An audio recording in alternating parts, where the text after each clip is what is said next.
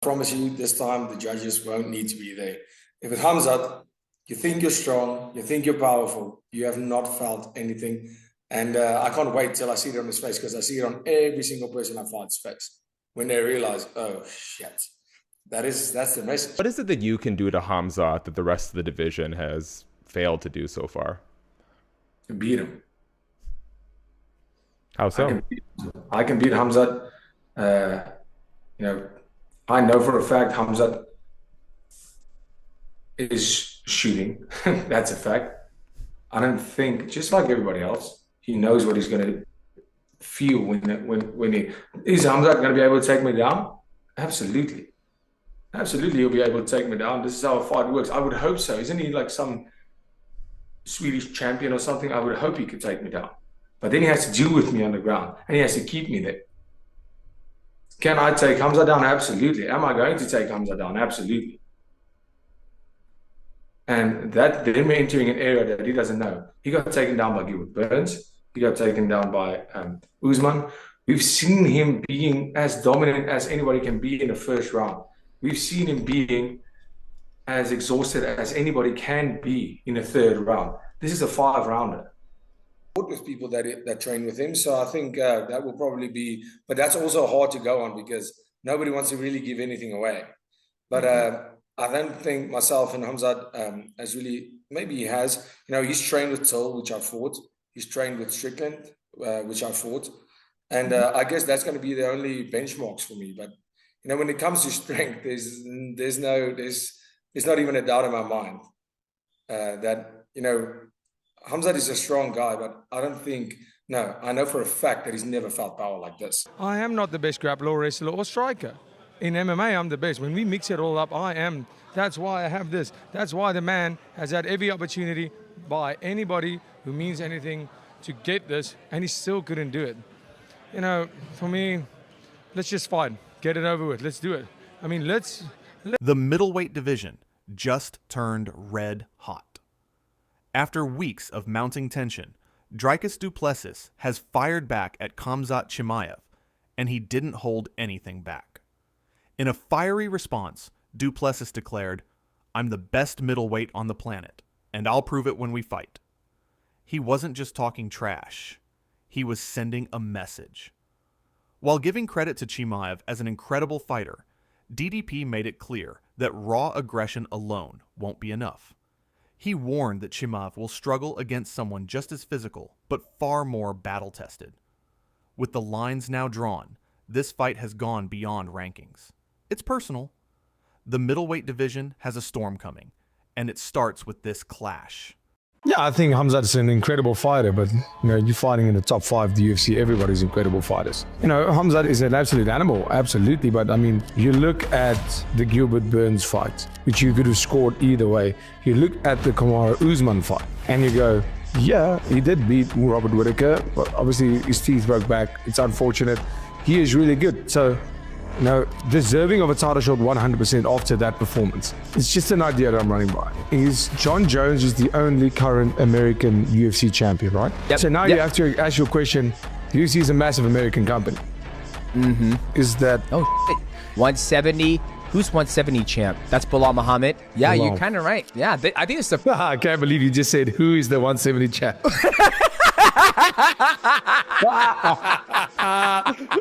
Oh, that's the best here. I love Bilal Muhammad. In a recent podcast episode, Joe Rogan broke down why Khamzat Chimaev is such a terrifying force in the middleweight division. Rogan praised Chimaev's relentless wrestling, elite grappling, and explosive striking, calling him a nightmare for nearly anyone in the cage. He doesn't just take you down, he drowns you, Rogan explained. Once Chimaev gets a grip, it's his world, and few escape. Rogan also noted his striking, fast, powerful, and loaded with knockout intent. At 185 pounds, Chimaev is a savage. Rogan concluded with a chilling warning. One mistake is all it takes. He's on you, and it's over.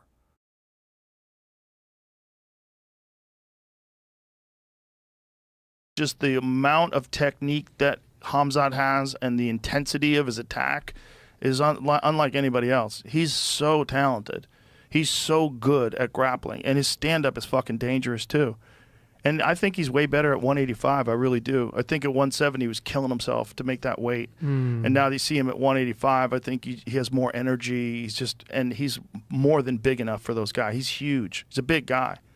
He's good, man. He's really... Joe Rogan couldn't stop praising Khamzat Chimaev's stunning victory over Robert Whittaker, calling it one of the most dominant performances he's ever witnessed. On his podcast, Rogan described the moment vividly. He charged at him. He mauled him. He literally mauled him. He emphasized how Chimaev gave Whittaker, an elite striker and former champion, no space to operate. The relentless pressure, explosive movement, and well-timed takedowns completely disrupted Whittaker's rhythm. Rogan compared it to watching a wild predator lock onto its prey. He noted that few fighters possess both the physicality and killer instinct Chimaev displayed. To Rogan, this wasn't just a win, it was a statement. Chimaev didn't just beat Whittaker, he dominated him and proved he belongs at the top. Like, this was just a overwhelming victory. Khamzat just charged in, dove in, got him down, and mauled him. Mauled him until he broke his face. Do you think it's different with Du Plessis? Because he can wrestle. He can wrestle. He's got very good jiu-jitsu. He hits fucking hard, and he's a big, durable dude. But I don't know if he's going to be able to wrestle with that guy. Like, I don't know, man. The Khamzat's skill is so high level, it makes me wonder. It's like, there's some guys, like you see it in jiu-jitsu. There's some guys that look really good until they fight somebody who's really, really good. And then they get manhandled. The praise didn't stop there. Joe Rogan went on to applaud Khamzat Chimaev's grappling, calling it a level above the rest of the middleweight division. On his podcast, Rogan said Chimaev's ground control, dominance, and ability to mentally break opponents is unmatched. He described Khamzat as a relentless force who gives no room to breathe, reset, or defend. Rogan emphasized how Chimaev seamlessly blends speed, raw strength, and precise technique to overwhelm even the most skilled grapplers. Once he gets a hold of you, it's game over, Rogan said, adding that only a rare few can survive the kind of pressure Chimaev brings. Ryan can do that to anybody. Like, is Khamzat at that level? Well, it kind of appears that he is. It appears that he's, in terms of like the grappling that he possesses, seems magnitudes greater than anybody else in his division. But it's that skill thing that we talk about. When you can have athleticism, you can have strength, but when you come up against someone whose skill is far superior to yours, eventually you're going to burn out because there's only a finite amount of strength and power that you have got. And eventually, if you're fighting somebody who can match you physically, but also has the skill on top of it, I mean, you're kind of done, really, unless you get lucky. On the other hand, Michael Bisping had high praise for Dricus Du Plessis, calling him one of the most underrated yet dangerous all-around fighters in the UFC. Bisping noted that while DDP may not always look flashy, he's incredibly effective, relentless, and thrives under pressure. He described Du Plessis as strong, awkward, and constantly moving forward, a fighter who simply doesn't stop coming. Bisping highlighted Dricus's durability, cardio, and his seamless blend of striking and grappling, making him a nightmare for anyone who underestimates him. However, Bisping also issued a warning to Khamzat Chimaev. While acknowledging Chimaev's explosiveness and raw power, he stressed that if Khamzat wants to beat someone like Dricus, he'll need to improve his gas tank. If he doesn't pace himself or fix that conditioning, Dricus will drag him into deep waters, Bisping warned.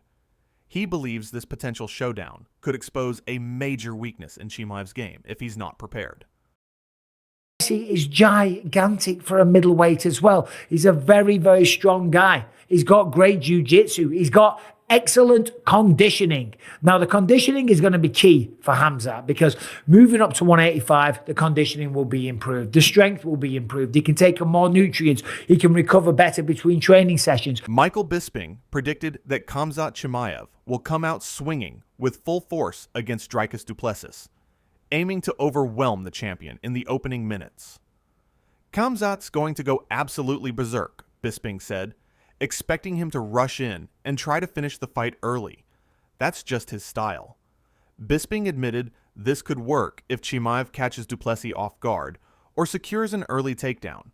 However, he also warned it could backfire. If Chimaev empties the tank too quickly and Du Plessis survives the storm, he could be in serious trouble. Bisping emphasized that Du Plessis thrives in gritty, drawn-out battles and has the toughness to take advantage if Chimaev fades. For Bisping, the early blitz is Khamzat's best shot, but also his biggest risk. He's going to go full steam ahead. Khamzat Chimaev's going to go right at him. He ain't going to fuck about. He's going to swing for the fence. He's going to pick him up. He's going to try and slam him down. He's going to go berserk. He's going to go mental. And that's what we love about him. And that's why we can't wait to see this fight. But if he doesn't get him out of there in the first round or the second round, and he's starting to gas come round 3 and round 4 and round 5, he is looking to be anywhere else but in the middle of the octagon in the United Center, right? Dricus Du Plessis is going to take over. And that man is a big, powerful son of a bitch. And he is a finisher as well. 9 knockouts, 11 submissions. 11 submissions, right? I told you before, he choked out an entire Gracie Barra black belt jiu-jitsu team, one after the other. He's got tremendous wrestling. He's got very good jiu-jitsu. He's got a unique style of striking, but it is super effective. Tell me what you think about this. Tell me who you think wins the fight. I can't wait for it, but I just think the fact that Khamzat is the favorite, I think that's a little disrespectful to Dricus Du Plessis and what he's been doing in this sport. When it comes to being effective, Khamzat Chimaev is right up there. He's one of the best finishers that we have in mixed martial arts right now. In fact, I will say the 2 best finishers in all of MMA right now, Tom Aspinall and Khamzat Chimaev. Khamzat, 14 fights, 12 stoppages, 2 decisions, as I said earlier.